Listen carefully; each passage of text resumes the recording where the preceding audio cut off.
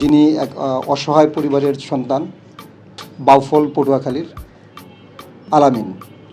ঢাকা মেডিকেলে এবার ভর্তি পরীক্ষায় উত্তীর্ণ হয়েছেন এবং ঢাকা মেডিকেলে সে ১১৭তম, অত্যন্ত মেধাবী। এই ধরনের যারা অসহায় পরিবারের যে সন্তানরা আছেন, যারা আপনাদের মাধ্যমে, বিশেষ করে আমি অবশ্যই ধন্যবাদ জ্ঞাপন করব এটা প্রিন্ট এবং ইলেকট্রনিক মিডিয়া, যাদের মাধ্যমে এই খবরগুলো প্রকাশ পায় এবং প্রকাশিত হয়।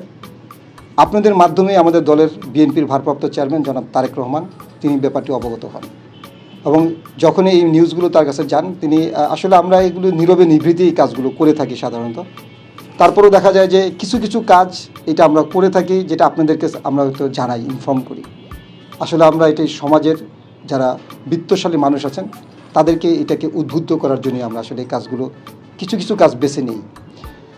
আমাদের ভারপ্রাপ্ত চেয়ারম্যান তারেক রহমান তিনি প্রথমেই জানান আলামিনকে এই ব্যাপারে হেল্প করার জন্য। আপনারা জানেন যে আমরা রাজশাহী, মানিকগঞ্জ কিংবা সাতক্ষীরা অনেক জায়গাতেই আমরা কিন্তু এই ধরনের যারা মেধাবী শিক্ষার্থী আছেন তাদের ভর্তির ফি, তারপরে মেডিকেলের ভর্তির জন্য ভর্তি পরীক্ষার পরে যেটি মেইন দরকার হয়, যেটা কঙ্কাল সেট, বোনস, এই বোন সেট, বই, অ্যাপ্রন এবং যাবতীয় যেটা মেডিকেল সামগ্রী যেগুলো আছে সেগুলোকে তাদেরকে আমরা দিচ্ছি এবং তাদের পরিবারের পাশে এসে আমরা এই সময় দাঁড়াচ্ছি। আমাদের একটি উদ্দেশ্য হলো যেন এই ধরনের মেধাবী শিক্ষার্থী তারা যেন মেডিকেলে ভর্তি পড়ে যেন ঝরে না যায়, কারণ অনেকেই আছেন যারা অকালে ঝরে পড়ে।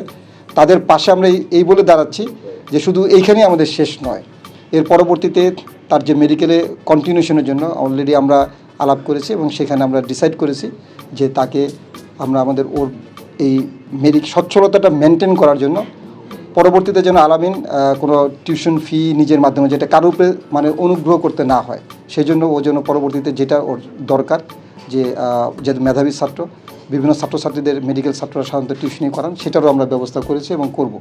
এবং ওর হোস্টেলে থাকার সিটের জন্য এবং আমি প্রিন্সিপালের সাথেও কথা বলেছি এবং আজকেও ইনশাল্লাহ হয়তো পরবর্তী প্রিন্সিপালের সাথে কথা বলে দিব, ওর যেন পরবর্তী পড়াশোনার যে ব্যাপারটা যেন এটা স্বচ্ছলতার সহিত থাকে এবং কোনো যেন সংকোচ বোধ না থাকে।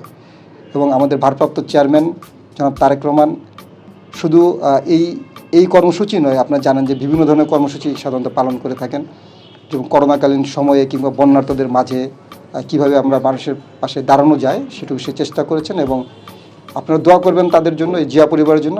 আমাদের এই কার্যক্রম ধারাবাহিকতার জন্য অব্যাহত থাকে।